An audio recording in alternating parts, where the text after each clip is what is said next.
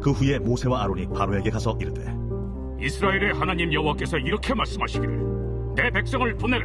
그러면 그들이 광야에서 내 앞에 절기를 지킬 것이니라 하셨나이다. 바로가 이르되 여호와가 누구이기에 내가 그의 목소리를 듣고 이스라엘을 보내겠느냐? 나는 여호와를 알지 못하니 이스라엘을 보내지 아니하리라. 히브리인의 하나님이 우리에게 나타나셨은즉 우리가 광야로 사흘 길쯤 가서 우리 하나님 여호와께 제사를 드리려 하오니 가도록 허락하소서. 여호와께서 전염병이나 칼로 우리를 치실까 두려워하나이다. 모세와 아론아, 너희가 어찌하여 백성의 노역을 쉬게 하려느냐? 가서 너희의 노역이나 하라. 이제 이 땅의 백성이 많아졌거늘 너희가 그들로 노역을 쉬게 하는도다. 바로가 그날에 백성의 감독들과 기록원들에게 명령하여 이르되 너희는 백성에게 다시는 벽돌에 쓸 짚을 전과 같이 주지 말고 그들이 가서 스스로 짚을 줍게 하라. 또 그들이 전에 만든 벽돌 수효대로 그들에게 만들게 하고 감하지 말라. 그들이 게으름으로 소리질러 이르기를 우리가 가서 우리 하나님께 제사를 드리자 하나니 그 사람들의 노동을 무겁게 함으로 수고롭게 하여 그들로 거짓말을 듣지 않게 하라. 백성의 감독들과 기록원들이 나가서 백성에게 말하여 이르되 바로가 이렇게 말하기를 내가 너희에게 짚을 주지 아니하리니 너희는 짚을 찾을 곳으로 가서 주우라. 그러나 너희 일은 조금도 감하지 아니하리라 하셨느니라. 백성이 해국 온 땅에 흩어져 곡초 그루터기를 거두어다가 짚을 대신하니 감독들이 그들을 독촉하여 이르되 너희는 짚이 있을 때와 같이 그날의 일을 그날에 마치라. 바로의 감독들이 자기들이 세운 바 이스라엘 자손의 기록원들을 때리며 이르되 너희가 어찌하여 어제와 오늘에 만드는 벽돌의 수요를 전과 같이 태우지 아니하였느냐? 이스라엘 자손의 기록원들이 가서 바로에게 호소하여 이르되 왕은 어찌하여 당신의 종들에게 이같이 하시나이까? 당신의 종들에게 짚을 주지 아니하고 그들이 우리에게 벽돌을 만들라 하나이다. 당신의 종들이 매를 맞사오니 이는 당신의 백성의 죄니이다. 너희가 게으르다 게으르다. 그러므로 너희가 이르기를 우리가 가서 여호와께 제사를 드리자 하는도다. 이제 가서 일하라. 짚은 너희에게 주지 않을지라도 벽돌은 너희가 수량대로 바칠지니라. 기록하는 일을 맡은 이스라엘 자손들이 너희가 매일 만드는 벽돌을 조금도 감하지 못하리라 함을 듣고 화가 몸에 미친 줄 알고 그들이 바로를 떠나 나올 때에 모세와 아론이 길에 서 있는 것을 보고 그들에게 이르되 너희가 우리를 바로의 눈과 그의 신하의 눈에 미운 것이 되게 하고 그들의 손에 칼을 주어 우리를 죽이게 하는도다. 여호와는 너희를 살피시고 판단하시기를 원하노라. 모세가 여호와께 돌아와서 아뢰되 주여, 어찌하여 이 백성의 학대를 당하게 하셨나이까? 어찌하여 나를 보내셨나이까? 내가 바로에게 들어가서 주의 이름으로 말한 후로부터 그가 이 백성을 더 학대하며 주께서도 주의 백성을 구원하지 아니하시나이다. 여호와께서 모세에게 이르시되 이제 내가 바로에게 하는 일을 네가 보리라. 강한 손으로 말미암아 바로가 그들을 보내리라. 강한 손으로 말미암아 바로가 그들을 그의 땅에서 쫓아내리라. 할렐루야. 우리 높으신 주님의 이름을 찬양합니다. 우리 찬양받기에 합당하신 주님 앞에 우리 감사와 찬양과 영광과 존귀의 큰 박수 올려드리겠습니다. 아름다우신 주님, 우리의 유일한 예배의 대상 되신 주님을 찬양합니다. 주님 홀로 영광을 받아 주시옵소서. 할렐루야. 네, 하나님의 놀라운 은혜 가운데 우리 한몸 잃은 포드의 성도들을 한번 바라보시면서요. 오늘 이 시간 영상으로 예배하는 모든 글로벌 포드 식구들을 향해서도 우리 한번 따뜻한 사랑과 격려의 박수를 서로에게 나누도록 하겠습니다. 주님의 놀라우신 은혜가 우리 모두에게 있게 되기를 주님의 이름으로 축복합니다. 할렐루야. 네, 어제 특별히 저희 포드처치 형제 모임이 있었습니다. 그래서 정말 연합해서 교제하고 또 식사하고 운동하고 예배하는 귀한 시간이 있었는데요. 네, 담임 목회자로서 자격이 없어서 참여하지 못하는 유일한 모임이지 않았나 라는 생각을 하게 됩니다. 정말 우리 형제들 주님 안에 굳게 서라고 우리 한번 격려와 축복의 박수 한번 보낼까요? 네, 우리 형제들 거룩한 하나님의 사람으로 주님 앞에 굳게 서는 은혜가 있기를 축복합니다. 할렐루야. 사랑하는 여러분, 성령 충만하십시오. 말씀 충만하십시오. 오늘의 이 예배가 우리의 삶의 모든 아픔과 고통에 대한 답이 될 뿐만 아니라 이 부르심을 향해 힘있게 달려가는 힘과 능력이 되기를 축복합니다. 옆 사람과 이렇게 한번 인사했으면 좋겠는데요. 하나님은 당신의 아픔을 낭비하지 않으십니다. 이렇게 한번 축복하시겠어요? 하나님께서는 당신의 아픔을 낭비하지 않으십니다. 주님의 목적에 맞게 우리의 모든 것을 귀히 쓰시는 주님의 놀라운 은혜가 우리 가운데 있기를 축복합니다. 여러분, 복싱에는 스파링 파트너가 있습니다. 실제 경기에 가깝게 대전을 치르는 연습 상대를 의미하죠. 이 스파링 파트너는요, 아무리 경기를 잘해도 자신의 득점으로 기록되지 않습니다. 자신을 위해서가 아니라 그저 상대를 성장시키기 위해 존재하는 사람들이죠.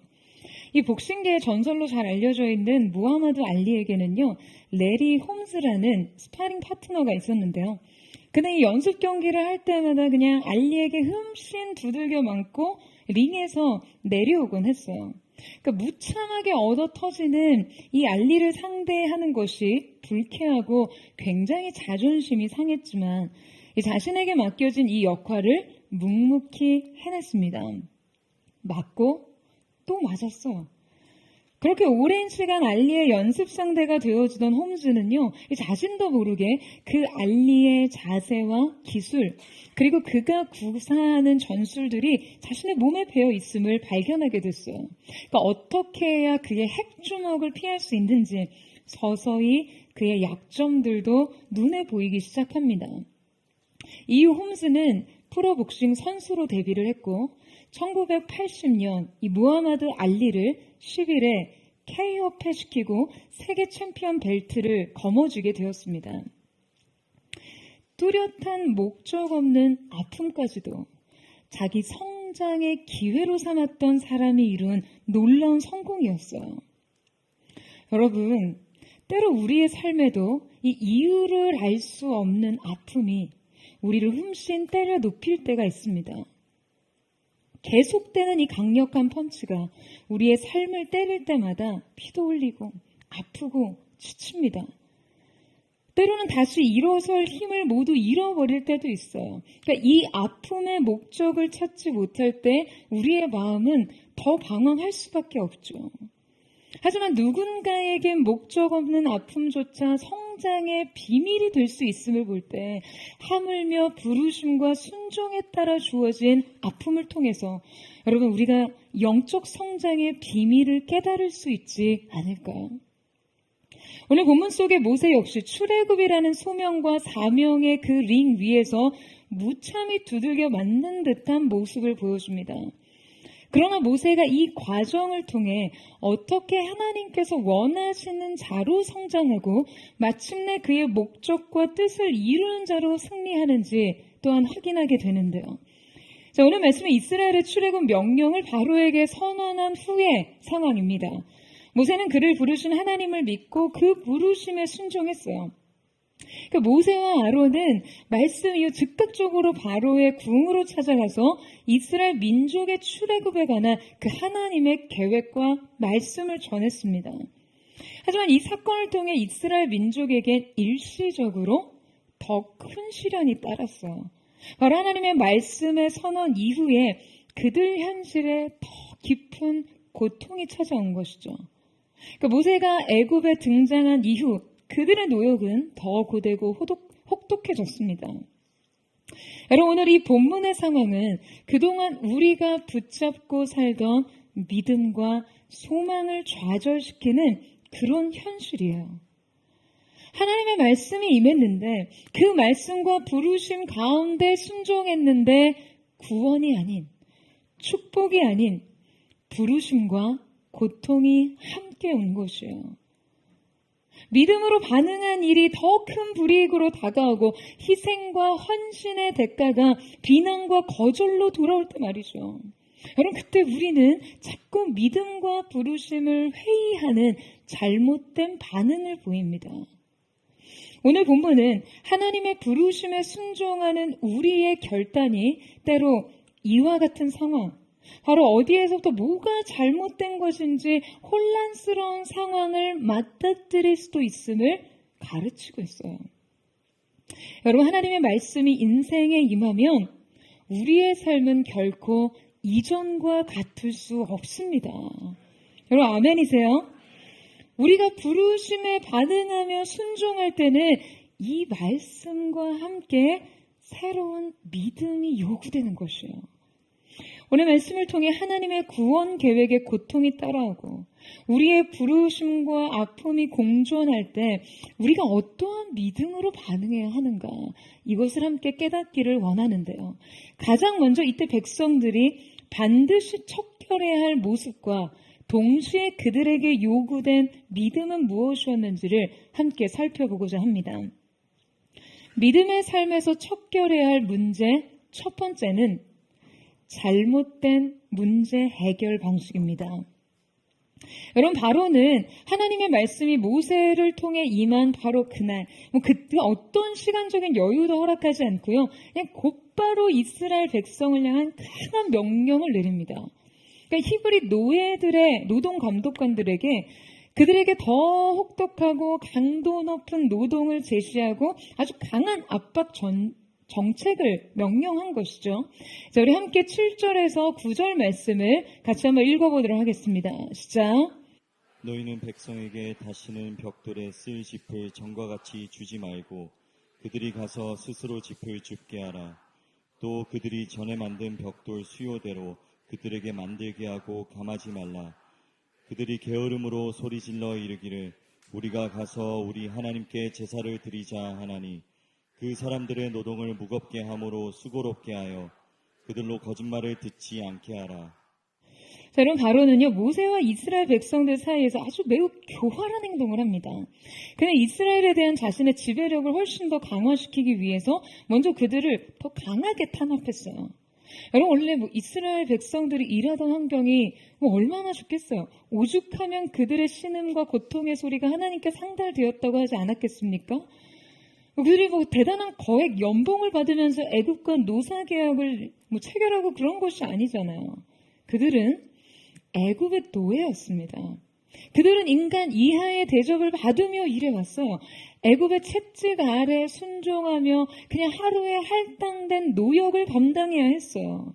그런데 설상가상 지금 바로는 그들의 작업 환경을 훨씬 더 열악하게 만들면서도 노동의 할당량을 채우라는 거죠. 원래 이스라엘이 하던 노역은 건축에 필요한 이 벽돌을 만드는 일이었는데요. 당시 이집트의 이 벽돌 제조 과정에는요, 지푸라기가 큰 역할을 했습니다. 진흙과 지푸라기를 섞어 만든 벽돌은 훨씬 더 견고하고 내구성이 좋았어요. 그 지푸라기가 벽돌의 이 강도를 증가시키고 이 건조 과정을 촉진하는 역할을 했거든요. 자, 그런데 지금 바로가 그 지푸라기를 공급하지 않겠다는 거예요. 그럼 어떤 일이 일어납니까? 바로의 이 명령 후에 이스라엘 백성들은 그 집을 제조할 곡초 그루터기를 거두기 위해 그냥 온 애굽 전역으로 뿔뿔이 흩어집니다. 그런데 문제는 지푸라기를 공수하기 위해 노역 현장을 떠난 노예들로 인해서 지금 실제 벽돌을 만드는 사람들의 숫자는 줄었지만 이전과 동일한 할당량을 채워야 한다는 점이었어요. 그들의 고통은 배가 되었습니다. 뿐만 아니라 이 할당량을 채우지 못할 경우 이스라엘 백성들은 애굽인 간역자들로부터 폭행을 당해야 했어요. 바로는 잔혹한 노동과 폭력으로 그들을 짓눌렀습니다. 그들에게 더욱 강한 지배력을 갖기 위해 그들을 위협하는 것이죠. 여러분, 바로가 지금 이스라엘에게 향한 이 명령의 의도는 무엇이었습니까? 여러분, 9절 말씀에 보면요, 바로는 이스라엘 노예들의 노동을 무겁게 함으로써 그들로 거짓말을 듣지 않게 만들려고 합니다. 여기서 표현하는 이 거짓말이란 누구의 말이에요? 모세의 말이에요. 모세의 말은 곧 하나님의 명령에 대한 대언이었어요. 그러니까 바로는 하나님의 말씀, 즉 그들을 향한 구원 계획을 거짓으로 매도하면서 지금 그 말씀과 이스라엘 백성을 분리시키고 있는 것이죠.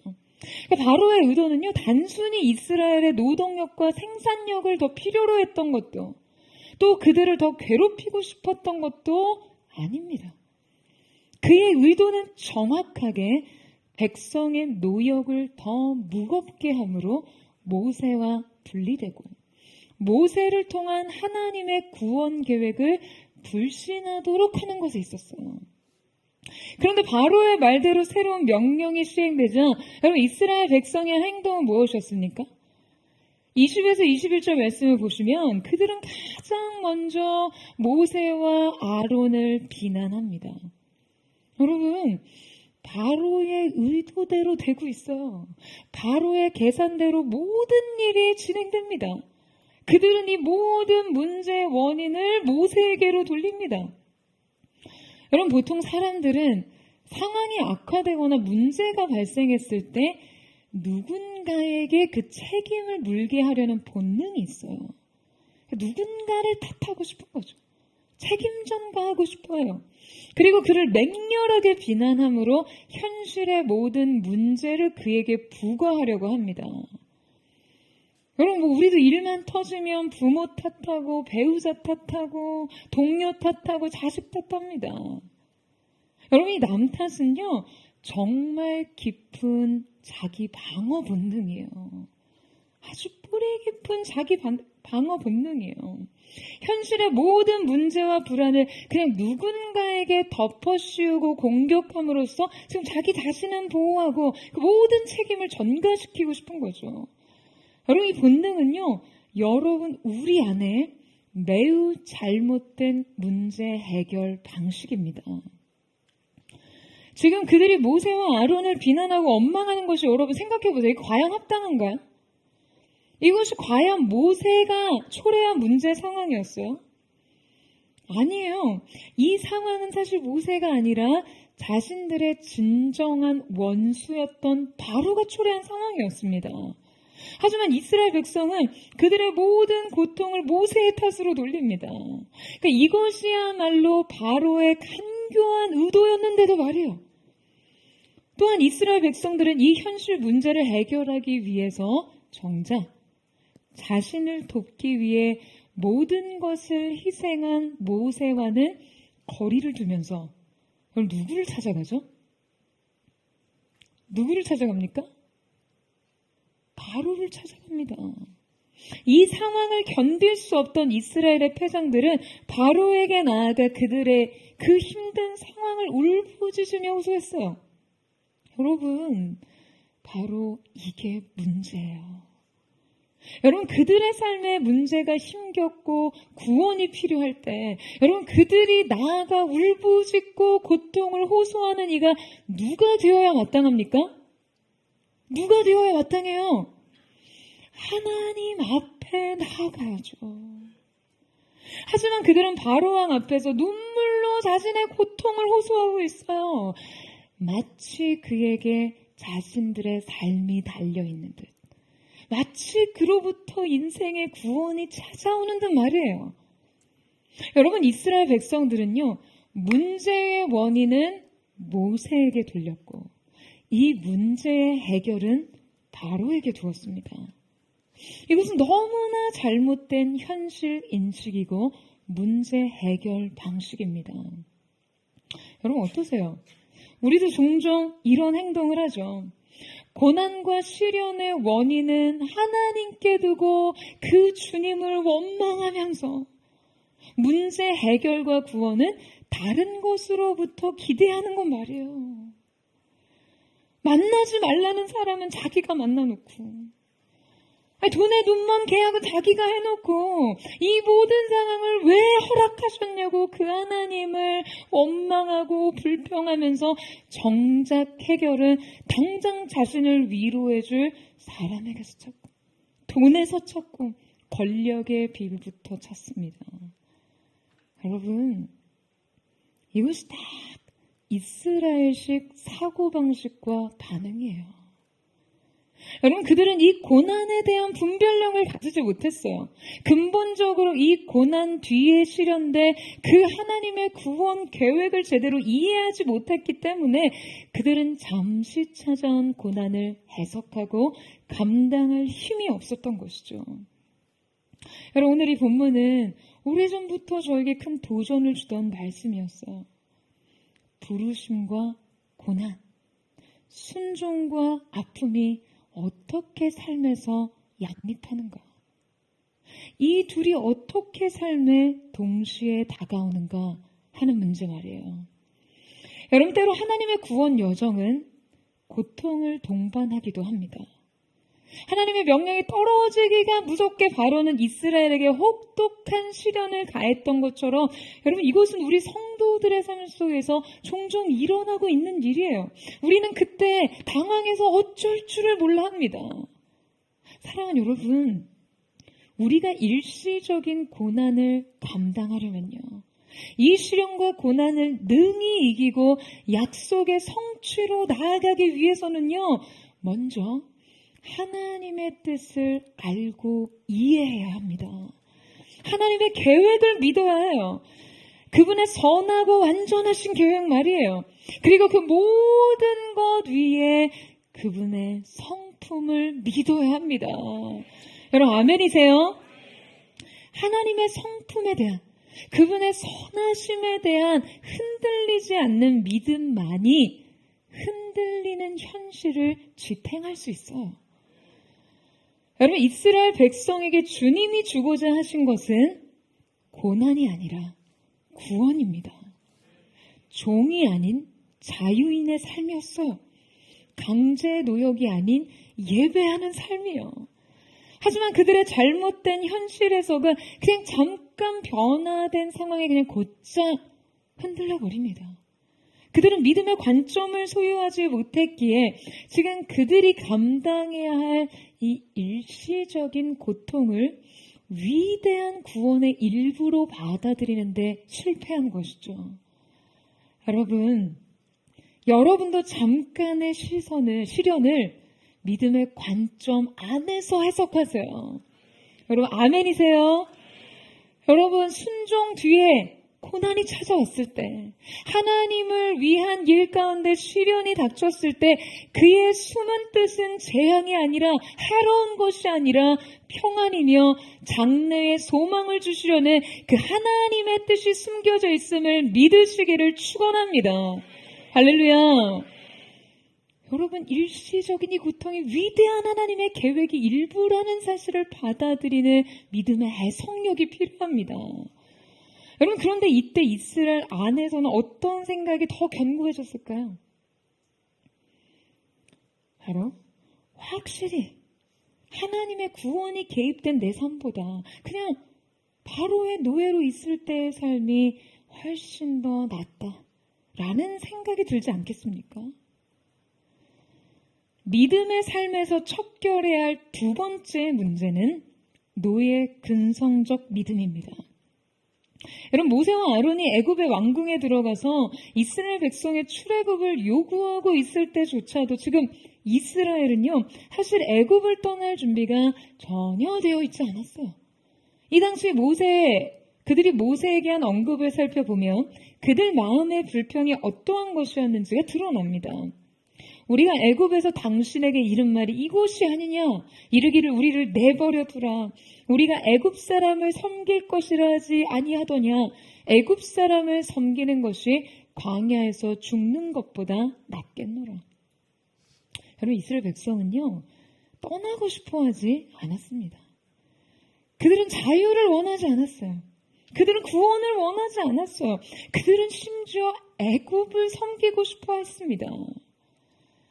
바로를 섬기는 일이 광야로 나아가 하나님을 예배하는 것보다 낫다고 생각했어요. 그들은 낯선 믿음의 도전보다 채찍에 순종하는 것을 원했습니다. 그들은 자유인으로서 하는 믿음의 모험보다 노예들의 쳇바퀴 돌아가던 삶을 근본적으로 훨씬 더 선호했어요. 여러분, 이것이 그들의 믿음의 현주소였습니다. 바로 이스라엘 백성들의 이 믿음과 태도는요, 그냥 노예 생활에 완전히 잠식된 그들의 체질과 근성이었어요. 그들은 더 나은 미래에 대한 희망보다 그냥 오늘의 체념을 선택하는 민족이었습니다. 왜냐하면 그들은 이미 430년 동안 이 삶에 적응해 있었으니까요. 고통스러운 현실 수용만이 오늘을 살아가는 유일한 대응처였기 때문에 이곳은 그들의 체질이 되었고 그들의 근성이 되었던 것이죠. 그들의 정체성이 그냥 아예 노예화 되어버린 거예요. 여러분, 그런데 우리의 믿음 또한 종종 이러한 모습을 보입니다. 우리 역시 더 나은 믿음의 삶이 있다 해도 그냥 자신에게 익숙한 굴레 안에 살고 싶어 합니다. 우리는 이 익숙한 정체성을 벗어나고 싶어 하지 않아요. 그게 나라는 거예요. 그게 내 삶의 방식이라는 거죠. 더 나은 삶이 있다 해도 이미 나에게 완전히 굳어진 이 정체성을 벗어버리는 것이 오히려 더 큰 두려움이 되어버렸어요. 여러분, 이것이 바로 노예적 근성입니다. 뿐만 아니라 보통 죄의 종노릇하던 삶을 오히려 자유인의 삶으로 여기기도 합니다. 그냥 쾌락을 쫓아 살던 삶의 방식에서, 세상 낙을 쫓아 살던 삶의 방식에서 오히려 해방감을 느끼는 거예요. 여러분, 이것은 근본적으로 우리 영혼이 죄에 점령되어 있을 때 우리가 가장 범하기 쉬운 인식의 오류입니다. 여러분, 진정한 자유와 해방은 어디에 있습니까? 그 자유와 해방은 어디에 있나요? 그리스도의 법에 있어요. 여러분, 아멘이세요? 그리스도의 생명의 성령의 법이 죄와 사망의 법에서 너희를 해방하신다고 하셨습니다.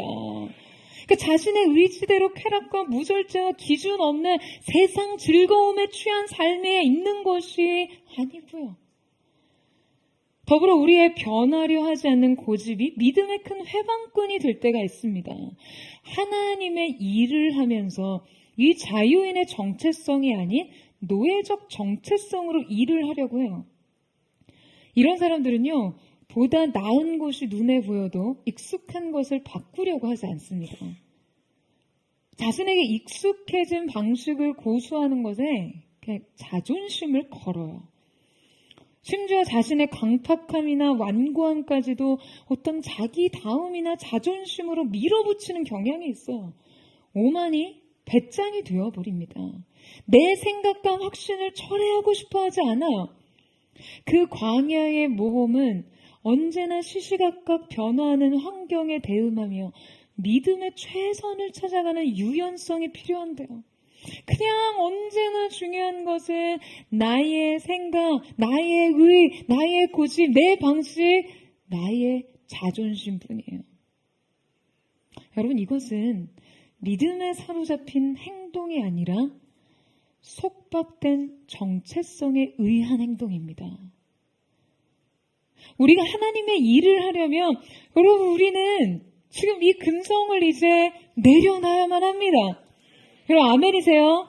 저는 선포합니다. 오늘 모든 노예 근성과 속박된 정체성이 예수님의 이름으로 끊어지기를 축원합니다.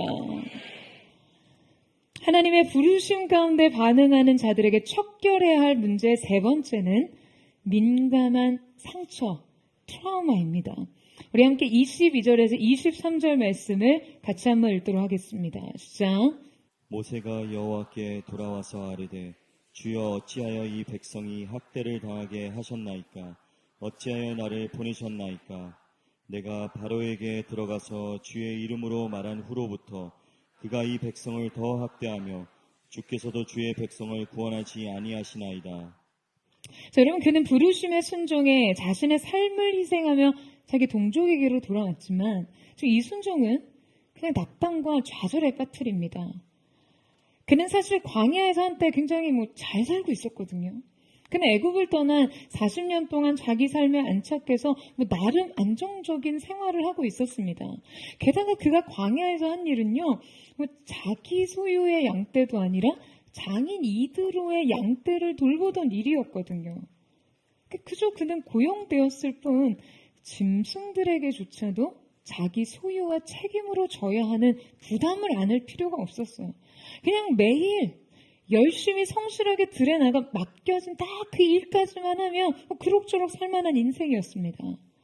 자, 그런 그가 한 민족을 이끄는 지도자로서의 부담을 안아야 하는, 여러분, 이 상황이 얼마나 큰 중압감이었겠어요. 게다가 40년간 양을 쳤던 경험을 통해 그에게 그 목자의 온유함, 그 부드러운 마음을 갖는 것은 그리 어려운 일이 아니었을 거예요. 하지만 이 목가적인 환경과 책임에 익숙해진 40년을 뒤로하고 돌아온 이곳에서 자신의 선택과 결정이 누군가에게 고통을 주는 도구가 된다는 것은 받아들이기 쉽지 않았을 거예요. 여러분, 어떤 사람들은요, 그냥 남에게 피해 주는 게 세상에서 제일 싫은 사람들이 있어요. 차라리 내가 좀 힘들고 말지, 내가 고통받고 말지, 내가 그냥 다 짊어지고 말지, 뭐 남한테 기대고 싶지 않습니다. 그런데 우리가 때로는 함께 울고 함께 짐을 져야 하는 이 운명을 받아들여야 할 때도 있습니다. 그 안에서 하나님께서 이루실 더 깊은 연합이 있어요. 그러니까 모세는 자기가 자신의 순종이 한 민족에게 가져온 그 현실을 보면서 깊은 좌절을 느꼈을 거예요. 그의 순종은 두 가지의 거절을 맞닥뜨려야 했죠. 하나는 바로의 거절이었고 다른 하나는 동족들의 거절이었습니다. 그런데 그에게 있어 바로의 거절과 동족의 거절은 전혀 다른 성격이었을 거예요. 여러분, 모세는 애시당초 이 부르심을 받을 때 이스라엘의 출애굽을 바로가 순순히 허락해 줄 리 없다는 사실을 하나님으로부터 들었습니다. 그러니까 모세는 바로의 거절은 어느 정도 이미 예상을 했을 거라는 거죠. 하지만 하나님은 그의 동포들이 이전과 같이 그를 배척하고 비난할 것이라는 경고를 해주신 적이 없으셨어요. 그래서 더욱이 그는 미리 마음의 준비를 할 수도 없었을 테고요. 게다가 이것은 그에게 겨우 아무 어떤 치명적인 상처를 끄집어내는 일이 됐을 거예요. 여러분, 그가 40년의 공백을 뒤로하고 자기 백성에게 돌아왔을 때 어땠나요? 여러분, 그는요 결코 이 부르심을 두 팔 벌려 환영한 적이 없었습니다. 오히려 한사코 거절하고 하나님의 부르심을 만류하려고 애썼죠. 여러분, 왜요? 그는 자기 스스로 자기의 약점을 잘 알고 있었어요. 그가 돌아가서 마주해야 할 자기 백성은 그들에게는 지난 40년 전 자신에게 그들은 엄청난 아픔을 준 이들이었거든요. 그가 핍박받은 자기 동포들을 구하기 위해 애굽 사람을 쳐 죽인 일이 있었어요. 하지만 그때 그의 이 과격한 행동은 결코 동족들에게 환영을 받지 못했습니다. 오히려 그는 자기 형제들로부터 배척을 받았어요. 그러니까 모세는 자기 동족들을 구하기 위해 자신을 희생했음에도 그 결과와 책임이 자신에게 어떤 아픔과 거절감으로 돌아왔을지를 여러분 이미 익히 잘 알고 있었습니다. 아마 이 동포들의 배척은요, 이때 이미 모세에겐 심각한 트라우마가 되었을 거예요. 트리거가 됐을 거예요. 그러니 그런 그에게 다시 이 백성 앞에 서야 하는 일은 너무나 큰 부담과 두려움이 있겠죠. 그러니까 자신에게 너무나 민감한 상처가 있으니까요. 하지만 그는 이 백성들을 향한 하나님의 구원 계획을 이해했습니다. 그래서 그는 이 부르심에 순종할 수밖에 없었고요. 이 사명을 감당하기 위해 가족으로부터 뒤돌아섰고 자기 직장을 내려놓고 자신의 거주지를 떠나왔어야 했습니다. 그런데 그가 이곳에서 와서 다시 직면한 것이 바로 이 동포들의 거절과 공격이었던 거예요. 여러분, 우리도 이와 비슷한 경험을 할 때가 있죠. 돕고자 했던 대상들에게 그냥 예상치 못한 공격을 받았을 때, 어렵게 책임을 끌어안은 일에 대해 근거 없는 비난을 받아야 할 때, 자기가 희생을 감수한 대상들에게서 거절감을 느껴야 할 때 말이에요. 나의 수고와 나의 노력을 알아주지도 않는 대상들이 이것들을 그냥 하찮게 여기며 경멸할 때, 여러분, 우리는 어떠한 서러움을 느낍니까? 여러분, 그런데 이때 우리는 우리가 직면하는 여러 가지 역경의 원인들을 하나님의 관점에서 해석할 필요가 있습니다. 우리는 우리의 고난과 시련과 거리를 두고 상하고 아픈 감정을 잠시 접어두고 지금 이 안에 숨겨진 하나님의 선하시고 완전하신 뜻을 발견하려고 해야 해요. 여러분, 우리는 믿음을 통해서만 이 불쾌하고 뼈아픈 경험들이 지금 왜 우리에게 필요한지를 꿰뚫어 알 수 있습니다. 여러분, 아멘이세요? 그렇다면 모세에게 이 거절과 배척의 경험은 왜 필요했을까요? 오늘 말씀을 깊이 묵상하면서 하나님께서 40년 전 모세를 그냥 완전히 무너뜨렸고 40년 동안 광야의 고독한 생활 속에 그저 희석된 이 트라우마를 어쩌면 굉장히 의도적으로 들춰내시려는 것은 아닐까 하는 생각이 듭니다. 여러분, 그가 동포들로 받은 이 적대감은요, 그가 어떠한 경우에서든지 위대한 지도자, 하나님의 대리자, 약속의 대언자가 되기 위해서는 대중으로부터 열광적인 지지와 충성을 기대해서는 안 된다는 것을 깨닫게 했을 거예요. 그러니까 이 경험은 너무나 쓰라리고 아팠지만 그에게 절대적으로 필요했던 가르침을 제공했습니다. 그것은 대중의 찬성을 부르심과 순종의 기반으로 삼아서는 안 된다는 점이에요. 그는 앞으로 자신이 감당해야 할 과업에 있어서 사람들에게 지지를 받는 일을, 인정을 받는 일을 사명 앞에 세워서는 안 된다는 것을 배웠을 거예요. 사람들의 찬성과 칭찬을 받는 일에는 용기 백배하다가 사람들의 반대와 거절에 부딪히며 낙담하는, 좌절하는 그러한 태도로는 절대로 이 부르심을 감당할 수 없었거든요. 모세는 또 뭔가 시작하기도 전에 동족으로부터 또다시 거절당합니다. 이 거절은요, 모세를 2번 죽이는 일이었을 거예요. 그런데 모세가 이 일을 2번 당했을 때 이 경험은 그에게 이제 정석이 되었어요. 아마 그는 이때 자신이 감당해야 할 이 사명에 있어서는 사람들의 찬성과 지지에 대한 그 기대감을 그냥 일찍이 내려놔야 한다는 것을 느꼈을 거예요. 여러분, 그런데 그에게 출애굽 전에 왜 이 훈련이 반드시 필요했던 것일까요? 여러분, 출애굽을 하고 나서 곧장 모세가 직면했던 최대의 위기 상황은 무엇이었습니까? 홍해였죠. 여러분, 홍해 사건은 우리가 이전에 한번 살펴봤지만 이 홍해의 기적은요, 여러분 어떤 상황에서 일어났습니까? 진짜 완전 사면초가 모세에게는 최대 위기 상황에서 일어났어요. 앞에는 바다가 넘실대고 좌우는 절벽으로 진쳐 있었고요. 애굽의 정예 부대의 추격은 고립된 이스라엘을 바싹 뒤쫓고 있었습니다. 그냥 애굽의 말발굽 소리가 귀에 들리는 듯 했을 거예요. 여러분, 이런 말도 안 되는 상황에서 모세는 어떤 문제까지 직면합니까? 아비 규환에 빠진 이스라엘은요, 원망과 비난을 모세에게 쏟아냅니다.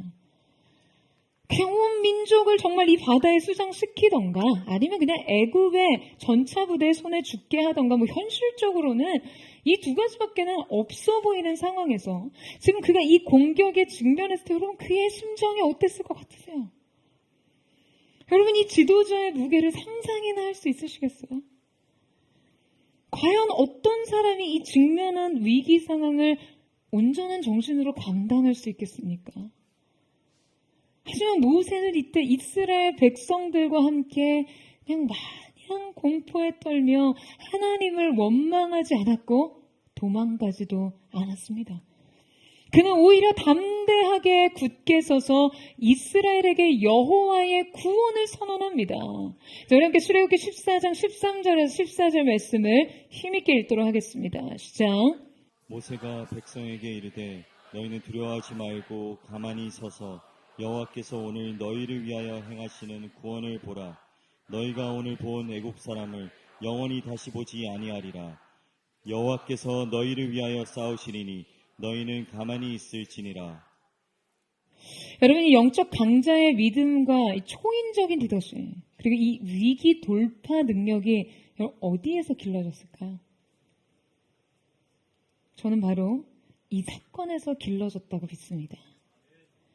하나님께서는 바로의 거절뿐 아니라 백성들의 원망과 비난을 통해서 오히려 모세가 하나님 앞에 홀로서 그분을 더욱더 의지하는 법을 배우게 하셨어요. 모세가 지금 이 위기 상황에서 이전과 다른 믿음의 진보를 하나님께 보였고 그는 끝내 하나님이 원하시는 자질을 갖출 수 있게 됩니다. 여러분, 모세가 직면한 이 백성들의 적대감과 공격은요, 분명 과거 상처와 트라우마까지도 모두 불러일으키면서 트리거로 그를 단숨에 그냥 완전히 무너뜨릴 수 있는 일이었어요. 하지만 그는 40년 전 자신처럼 광야로 도망가지 않았습니다. 여러분, 그가 이때 하나님 앞에 와서 무슨 말을 했을까요? 자, 5장 22절 말씀 같이 한번 읽겠습니다. 시작. 모세가 여호와께 돌아와서 아뢰되 주여 어찌하여 이 백성이 학대를 당하게 하셨나이까? 어찌하여 나를 보내셨나이까? 여러분, 모세는요, 하나님 원망합니다. 그런데 중요한 것은 그가 전처럼 그냥 광야로 도망가는 대신에 하나님 앞에 섰다는 거예요. 22절 초반에 기록된 이 말씀을 여러분, 우리는 주목해서 눈여겨봐야 합니다. 모세가 여호와께 돌아와서. 여러분, 모세는 하나님 앞에 돌아왔어요. 이전에는 이러한 상황에 직면했을 때 그는 하나님을 찾지 않았지만요, 이제 그는 하나님 앞에 설 수 있는 사람이 되었습니다. 그의 순종은 그의 모든 상황을 악화시켰고 그의 선의는 짓밟혔고 그의 희생은 비난을 받았어요. 그러나 그가 하나님 앞에 홀로 섰을 때 그는 그에게 가장 필요했던 자질을 갖출 수 있었습니다. 여러분, 하나님 앞에 홀로 견디려고 하나님 앞에 나와 엎드리지 못하는 지도자는요, 결코 하나님 앞에서 쓰임받지 못합니다. 인간의 견해는 뒤로 하고 그 하나님의 마음을 알기 위해 그 하나님 앞에 엎드릴 수 있는 사람만이 하나님의 일을 감당할 수 있어요. 하나님의 역사의 동차 주인공으로 쓰임받을 수 있습니다. 사랑하는 여러분, 아파도 하나님 앞에서 견디는 능력을 키우셔야 돼요. 외로워도 하나님 앞에서 울면서 버텨야 합니다. 도망가지 마시고 하나님 앞에 나오세요. 포기하지 마시고요, 주님께 맡기세요. 저는 언제나 우리가 하나님 앞으로 돌아가는 사람들이 되기를 축복합니다. 거절당하고 상처받고 깨어지고 실망해도 여러분, 우리가 하나님 앞으로 돌아갈 수만 있다면 바로 거기에서 새로운 시작이 이루어지는 거예요. 진정한 성장과 성숙을 이룰 줄로 믿습니다. 저는 저와 여러분 가운데 그 하나님 앞에 서는 믿음이 있게 되기를 축원합니다. 하나님의 부르심 가운데 반응하는 자들에게 척결해야 할 문제 네 번째는 출발선의 반칙입니다. 여러분, 이 자메이카의 전설적인 육상 선수 우사인 볼트를 아시죠? 100m와 200m 세계 기록 보유자로서 세계에서 제일 빠른 인간으로 알려진 우사인 볼트가요, 2011년 세계 선수권 대회 결승에서 출발 신호가 울리기 전에 출발을 해서 실격한 사례가 있었습니다. 그는 이미 100m 육상의 상징이라고 할 수 있었기 때문에 당연히 그에게 금메달을 기대한 전 세계 사람들에게 그의 출발 실격은 충격적이었어요. 여러분, 아무리 잘 달려도 반칙하면 실격입니다. 이제 막 경주의 레이스 앞에 선 모세에게 하나님께서는 이 동역의 룰을 가르치고 계세요. 앞서 살펴봤듯이 하나님께서는 애초에 그를 바로의 왕궁에 세우기도 전에 바로의 마음이 강팍해져서 그의 백성을 놓지 않을 거라고 말씀하셨습니다. 이 경고는 모세가 궁극의 어떤 승리를 얻기 전에 먼저 아픔부터 경험할 것이라는 의미겠죠. 하지만 하나님의 약속과 구원은 이미 성취되었고 하나님의 시간대 안에서 완결된 일이었습니다. 그러니까 지금 하나님께서 모세에게 이 부르심을 주실 때 처음과 끝은 이미 정해져 있던 거예요. 하나님으로부터 시작된 이 백성의 구원 계획과 그 약속의 성취 말이에요. 여러분, 그렇다면 이제 무엇이 남았습니까? 과정이 남았죠. 그러니까 지금 하나님이 시작하시고 끝내 성취하신 이 일 가운데 모세가 감당해야 하는 것은 여러분 무엇이었어요? 바로 과정입니다. 여러분, 우리가 우리의 인생에서 하나님의 일에 동참할 때 여러분 결국 우리가 감당하는 것은요, 바로 이 과정이에요. 문제는 우리가 자꾸 이 구원에 대해서 이 시작과 끝을 감당하려는 것이 문제예요. 하나님의 구원이 마치 자신으로부터 시작됐냐? 하나님의 구원이 마치 자신을 통해 완성됐냐? 여러분, 우리가 이 의식을 가지고 있을 때 하나님께서는 우리를 다루십니다. 모세는 이 구원이 주님으로부터 시작되어야 한다는 것을 알기 위해서요, 40년 전 애굽에서 실패했고 40년 동안 광야에서 훈련을 받습니다. 그가 지불한 40년의 시간은 바로 구원의 시작이 자신에게 있지 않고 하나님으로부터 온다는 사실을 배웠던 것이죠. 여러분, 이 40년의 시간은요, 끝없는 후퇴였어요. 이 구원의 출발선에서 하나님 앞에 서려는 모세를 뒤로 물러서게 한 시간 말이죠. 모세는 40세 때 자신의 인생을 이스라엘의 구원자로서 시작해 보려고 했지만 이 시작은 시작부터 불발됐고 그는 실패에 빠졌습니다. 그리고 이제 80세가 되어서야 진짜 삶을 시작합니다. 하나님의 유용한 종으로서의 시작 말이에요. 사랑하는 여러분, 시작과 완성은 언제나 주님의 몫입니다. 그럼 이 사실을 믿으세요? 여러분, 우리가 감당하는 것은요, 그 과정이에요. 우리의 쓰임은 과정에 있어요. 이 역사의 동참 말이죠. 그러니까 우리가 자꾸 하나님을 이렇게 밀어제치고 이 출발선에 선다면요, 우리는 모세와 같이 참담하고 고독한 후퇴의 시간을 보내야 될지 모릅니다. 여러분, 사명과 부르심의 자리에 설 때 사명자로 그 자부심으로 무장하고 약속을 무기 삼아 그냥 마치 그 일의 성취와 완성이 자신으로부터 비롯된 것인 것처럼 생각하시면 절대로 안 됩니다. 여러분의 일, 관계, 자녀 문제, 가정, 모든 직장생활, 모든 것에 있어서 하나님께서 사명을 주셨고 약속을 주셨다면 우리 주님이 앞서가시고 여러분, 우리는 뒤따라 가는 것입니다. 여러분, 아멘이세요? 주님께서 하시는 일에 영광스럽게 동참하는 것이죠. 여러분, 언제나 기억하세요. 우리의 몫은 시작도 완성도 아닙니다. 과정일 뿐이에요. 하지만 하나님으로부터 시작됐고 그분이 친히 완성하실 이 일 가운데 지금 우리를 동참시키시는 그 자체가 은혜임을 기억하십시오. 뿐만 아니라 우리는 동시에 이 과정이 언제나 승승장구, 백전백승만을 의미하는 것이 아니라는 점도 기억해야 돼요. 신앙의 마침은 언제나 최후 승리입니다. 하지만 여러분, 그 과정은요, 끊임없는 시행착오예요. 그리고 우리는 이 시행착오를 통해 궁극적으로 그 하나님을 알아갑니다. 우리가 무엇을 하든지 실수의 빈도를 줄이려고만 한다면 여러분, 결코 우리는 배움의 기회를 얻을 수 없습니다. 여러분, 아멘이세요? 현실의 삶 속의 관계 속에서 흠씬 두들겨 맞는 것 같아도 여러분, 그 과정을 통해서 어떻게 피해야 할지, 어떻게 행동해야 할지, 어떻게 이겨야 할지를 배우게 된다는 거예요. 질 때 이기는 법을 배우세요.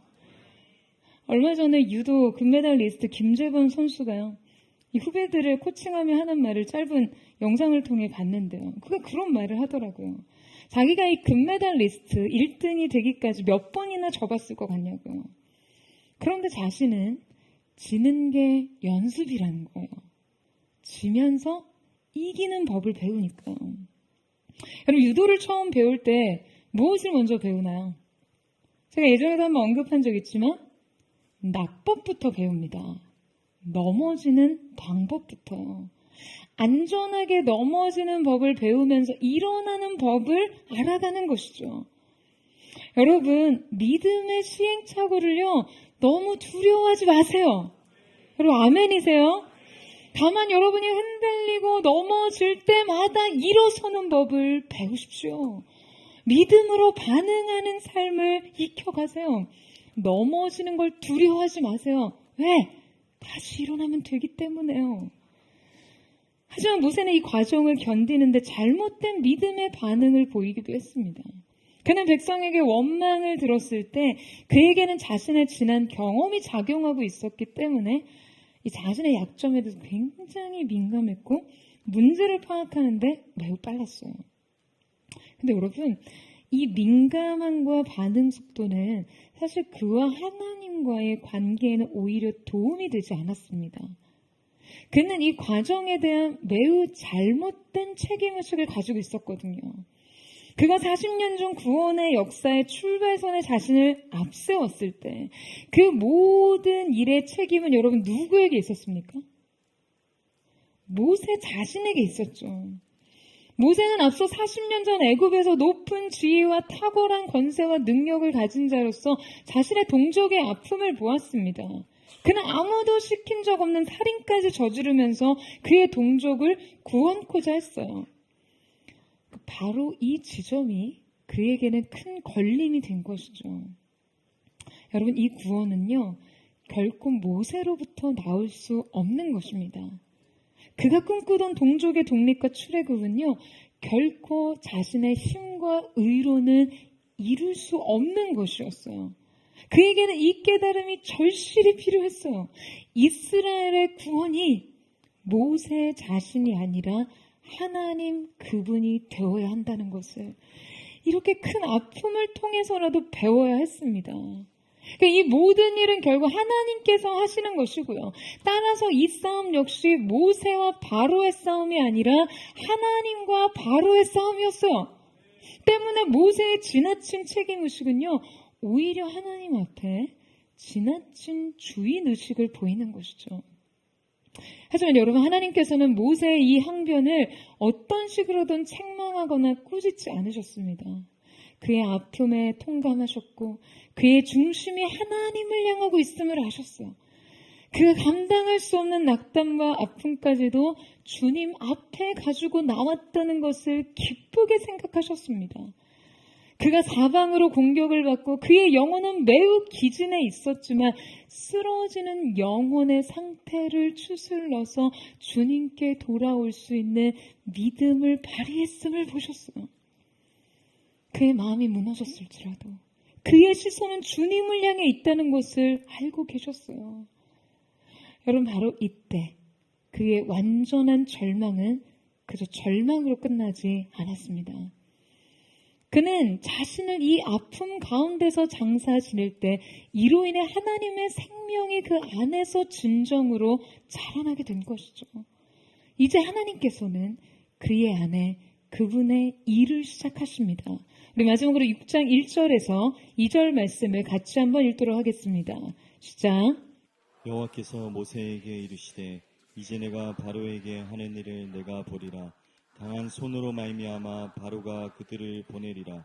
강한 손으로 말미암아 바로가 그들을 그의 땅에서 쫓아내리라. 하나님이 모세에게 말씀하여 이르시되 나는 여호와이니라. 모세에게 이르시되 이제 내가. 왜 순종했는데 왜 이런 일이 일어나야 합니까? 라는 질문에 하나님의 대답은요, 그분 자신에 대한 계시였어요.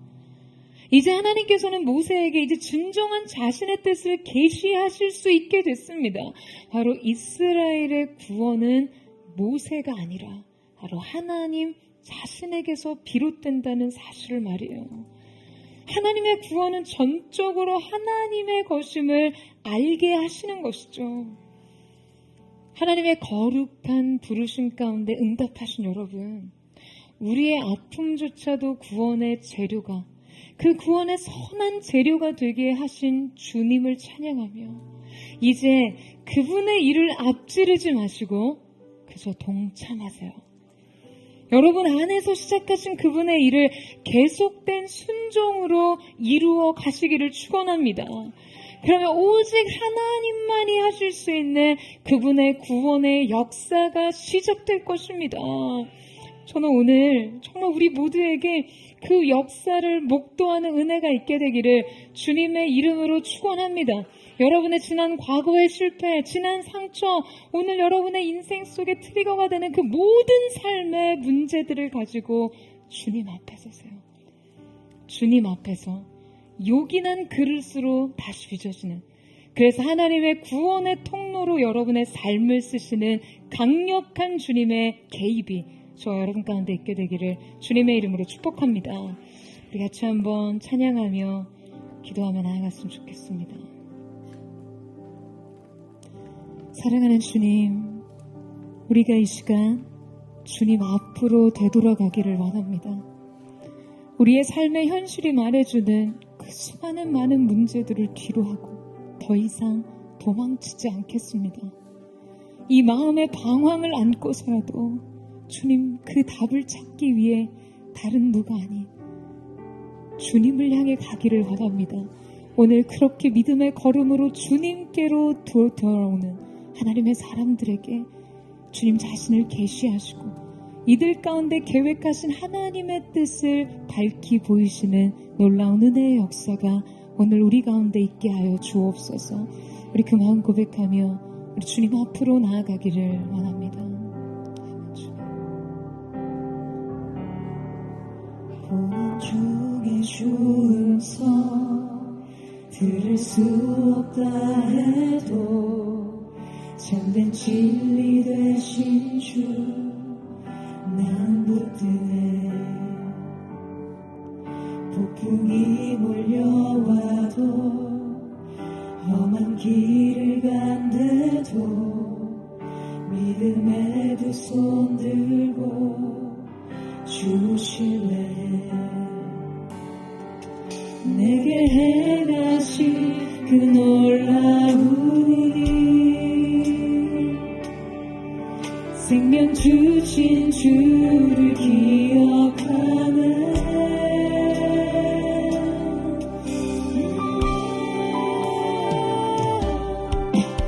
그 사랑이 내려 날 자유케 하셨네. 영원히 나는 주님의 것, 산과 골짜기에서 내 영혼 노래하네. 영원히 나는 주님의 것.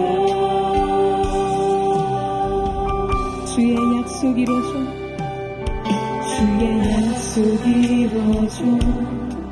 수박이 넘칠 때도 은혜로운 주 속에 느낄 때도 주를 향한 갈망과 겸손한 마음으로 믿음의 두 손 들고 주실래. 내게 행하신 그 놀라운 일, 생명 주신 주를 기억하네.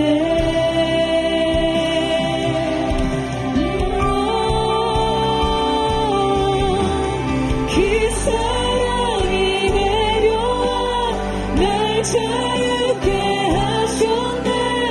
영원히 나는 주님의 것, 산과 골짜기에서 내 영혼 노래하네. 영원히 나는 주님의 것.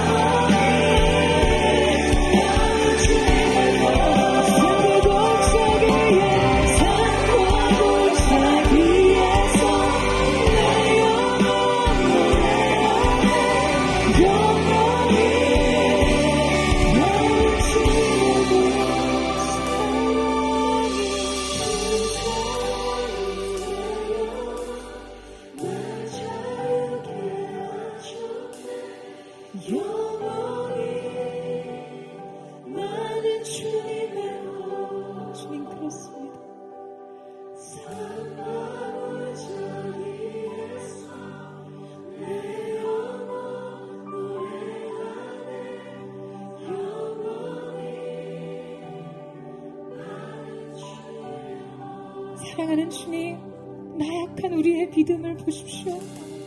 주님의 위대한 구원의 계획, 우리의 인생을 통해 주께서 이루고자 하시는 그 원대한 계획의 일부일 뿐인 고난과 시련 앞에서 주님, 우리를 보십시오. 주님, 우리가 얼마나 자주 이 파편처럼 흩어진 고난의 조각 앞에서 좌절하며 실망하며 이 모든 고난의 원인을 하나님께 두며 원망했습니까? 정작 이 구원의 문제를 세상과 사람들과 돈과 권력에 의지해서 해결하고자 했던 우리의 잘못된 문제 해결의 방식을 주님 회개합니다. 주님을 용서하여 주시옵소서. 우리가 이때 주님 앞으로 나와 구원을 호소하는 하나님의 사람들이 되게 하여 주옵소서. 여전히 세상 낙과 즐거움에 쫓아 사는, 그래서 우리 가운데 주신 해방과 자유의 복음의 능력이 예수 그리스도께서 허락하신 평안을 쫓아 살기보다 예수 믿기 전이 훨씬 좋았다고요. 주님 뜻대로 살려고 하니까 인생에 고난이 많다고요. 주님 약속이 있음에도 불구하고 내 삶이 왜 이렇게 더 악화되고 엉망진창이 되어야 하는지, 주님 여전히 죄의 종노릇하며 세상의 가치에 눌려 사는 우리의 존재를 주님 용서하여 주시옵소서. 바로의 영의 지배가 끊어지게 하여 주시옵소서. 우리의 인생에 노역을 더하며 억압과 고통을 가중시킴으로 하나님의 약속을 거짓처럼 들리게 만드는 더러운 사단아, 이 시간 내가 나사렛 예수 그리스도 이름으로 저주하여 명하노니 묶임받고 떠나갈지어다. 하나님의 말씀을 신뢰하지 못함으로 세상인가 배후에서 일어난 사단의 세력의 억압과 가중된 고통에 이 모든 고난의 사슬이 끊어지게 하여 주시고 원대한 구원의 계획을 향해 나아갈 수 있도록 역사하여 주시옵소서. 너의 근성 떠나갈지어다. 너의 그 정체성 변화될지어다. 우리 주님 앞에 회개하는 마음으로 우리를 새롭게 하여 주시옵소서. 구원의 주님을 바라보는 주의 이름을 듣고 기도합니다. 주여, 사랑하는 주님, 우리가 자주 범했던 이 실수, 주님, 우리가 이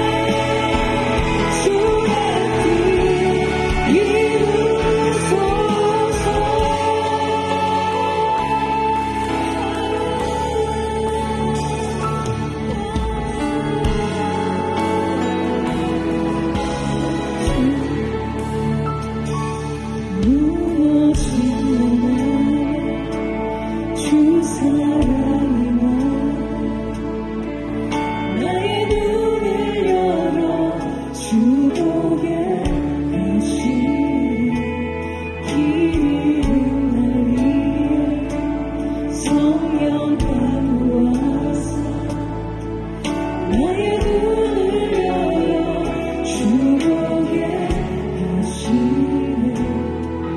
나의 눈을 열어 주 보게 하시네. 주의 나여 오리라. 주께서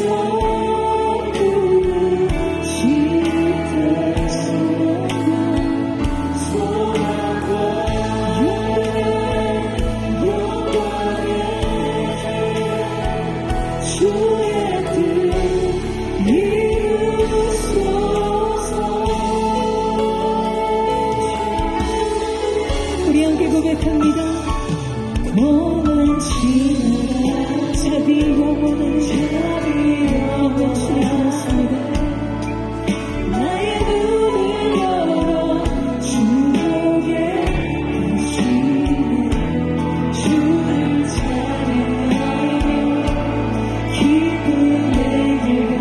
주님 우리의 눈을 열어 우리로 하여금 주님의 귀한 몸을 보게 하여 주옵소서. 나의 눈을 열어 주 보게 하시네.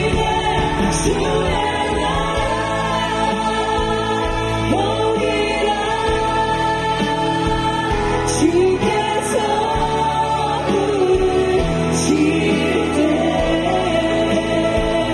소망과 평강에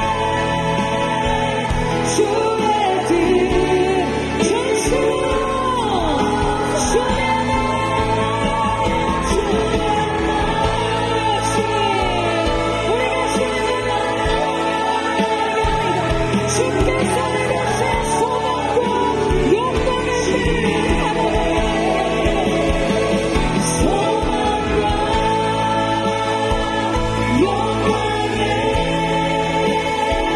주의 나라 주의 나라 주님 우리가 주님을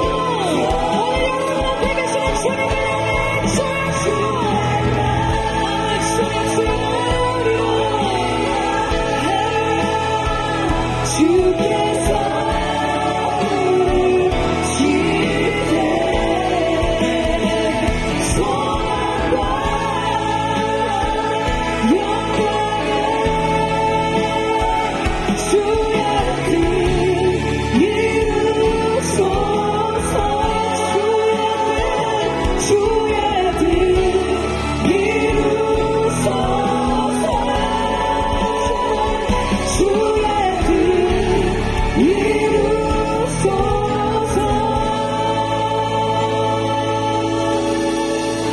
주님의 행하실 일들을 찬양합니다. 위대한 하나님의 구원의 계획의 완성을 사모하며 나아갑니다. 사랑하는 여러분, 오늘 이 가운데 왜 순종했는데 이런 일이 벌어져야 하나요? 왜 주님을 더 사랑하기 원하는 마음으로 주님을 섬겼는데 상황은 더 악화되어야 하나요? 왜 가정에 깨어진 아픔은 고스란히 깨어진 그대로 내 앞에 있어야 하나요? 인생의 많은 즐거움과 노역의 현장 속에서 여러분을 짓누르는 인생의 그 어깨에 메어진 멍에를 가지고 그렇게 주님 앞에 질문하는 분 있으십니까? 사랑하는 여러분, 오늘 주께로 돌아와 그 마음을 고백하는 여러분을 향해 주님께서 주고자 하시는 근본적인 대답은요, 왜라는 질문에 대한 답이 아니에요. 하나님 그분 자신의 하신 일을 나타내 보이시는 주님 자신에 대한 계시인 줄로 믿습니다. 여러분, 우리의 삶에는요 꼭 맞는 정답이 필요한 것이 아니라 하나님 그분을 신뢰하는 믿음이 필요하기 때문인 줄로 믿습니다. 여러분, 이 사실을 믿으세요?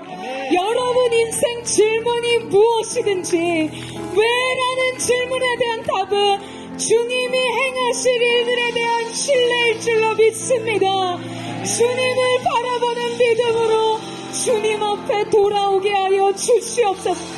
여러분, 상처를 앞에 두고 도망치지 마세요.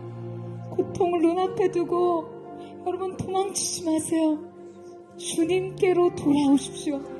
여러분의 상한 마음도 주님 앞에 도설하세요. 그러면 주께서 들으시고 위로하시며 격려하시며 여러분의 인생 홍해 앞에서 흔들림 없이 잠잠히 여호와를 바라볼 수 있는 새 믿음을 주실 줄로 믿습니다. 하나님의 사람들아, 주님 앞에 굳게 설지어다.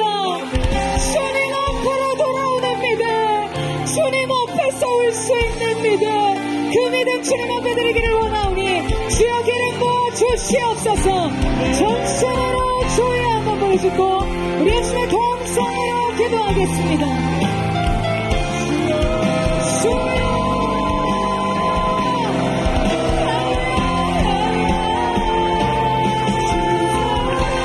거룩하신 주님, 우리 자신을 주님 앞에 내려놓습니다.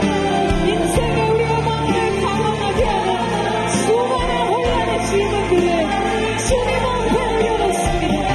주님으로부터 듣기를 원합니다. 주님, 우리가 원하는 기대하는 답이 아니라 근본적으로 우리가 주님을 더 신뢰하는 인생의 고백을 주님 앞에 답으로 삼을 수 있는 하나님의 사람을 될 수 있도록 주여 역사하여 주시옵소서. 주님, 우리 시간 우리가 인생에 붙잡았고 그 모든 것을 이겨내서 때로는 상처와 분노를 보시어 삼아서 인생의 그 부분을 갚아보자 하고 책임져서 그 모든 것 주님 앞에 내려놓고 주의 음성을 들음으로 그 사랑 안에서 새로운 시작을 이어가기를 원합니다. 주 사랑 거친 고난에도 기쁜 바다처럼 나를 찾아내. 주 사랑 내 영혼에 와서 그 사랑이여. 주님 그렇습니다.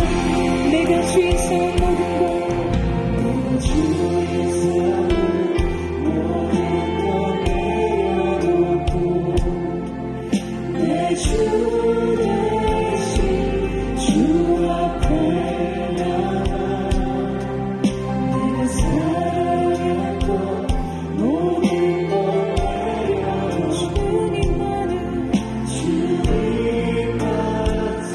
또 다시 한번 믿음으로 고백합니다. 내가 주 인생은 내가 주 인생은 모든 것 내려놓고 주 대신 내 주 대신 주 앞에 나가 내가 사랑했던 모든 것 내려놓고 주님만을 주님만 사랑해.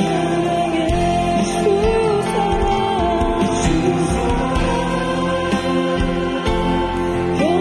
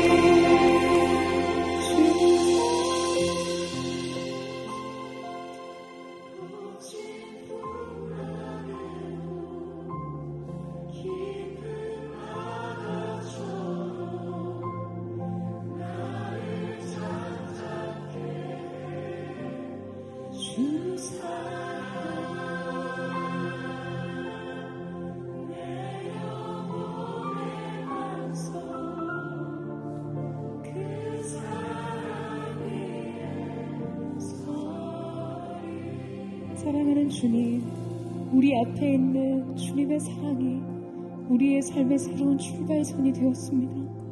주님, 그러나 이제 이 시작과 완성이 주님 편에 있음을 우리로 하여금 알게 하시고 우리가 주님의 뒤를 따르며 이 모든 믿음의 과정을 인내로 견디며 이기는 자들이 될 수 있게 하여 주시옵소서. 오늘 하나님의 사람들의 인생에 찾아온 모든 시련과 고난을 헤치시고 주님의 놀라우신 광대한 뜻을 드러내실 그 주님을 찬양하며 기쁨으로 그 길을 가게 하여 주시옵소서. 그 사랑이 소망에 닿치게 하여 주시옵소서. 하나님의 사람들아, 주님의 뒤를 따를지어다. 내가 친히 너의 앞서가리라. 내가 친히 너를 위해 이 일을 이루리라. 우리 그 주님 앞에 맡겨드리며 우리 마지막으로 주여 한번 부르짖고 친히 주님을 따르기를 원합니다. 함께 고백하며 나아갑시다. 주여. 사랑하는 주님, 오늘 이 가운데 주님 앞에 우리의 마음을 드리며 나아갑니다. 모든 것이 주님 앞에 있습니다. 주님 시작과 완성되시는 알파와 오메가 되시는 주님을 높여 찬양합니다. 주님보다 앞서지 않고 주님이 허락하신 영광스러운 은혜의 동참함으로 믿음의 시행착오를 두려워하지 않고 넘어져도 다시 일어나는 자들로 주 앞에 서게 하여 주시옵소서.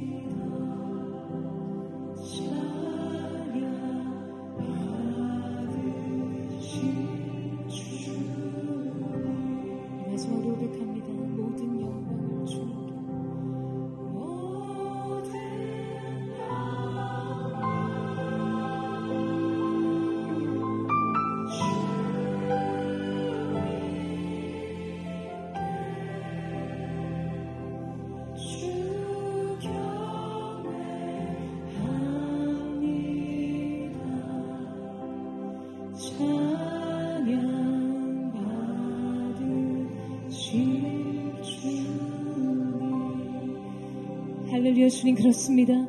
우리의 시작과 완성이 되신 주님께 모든 영광을 주님 앞에 올려드리기를 원합니다. 이 모든 구원의 시작과 완성은 하나님 당신께 있음을 고백합니다. 우리로 하여금 주님이 완성하신 그것을 보게 하여 주시옵소서. 내가 주님과 앞서가리라. 내가 주님의 일을 완성하리라. 오늘 이 가운데 놀라운 구원의 역사를 완성하실 주님 찬양합니다. 영광을 받아 주시옵소서. 찬양을 받아 주시옵소서. 그렇게 우리의 전점들을 새롭게 하신 주님, 다시 우리를 주님의 영광의 그릇으로 삼으신 그 주님을 찬양합니다. 감사드리며 살아계신 예수님의 이름으로 기도드립니다. 아멘. 할렐루야. 알파 오메가가 되시며 우리의 구원의 시작과 완성되신 주님, 우리의 삶을 다시 쓰실 주님의 이름을 찬양합니다.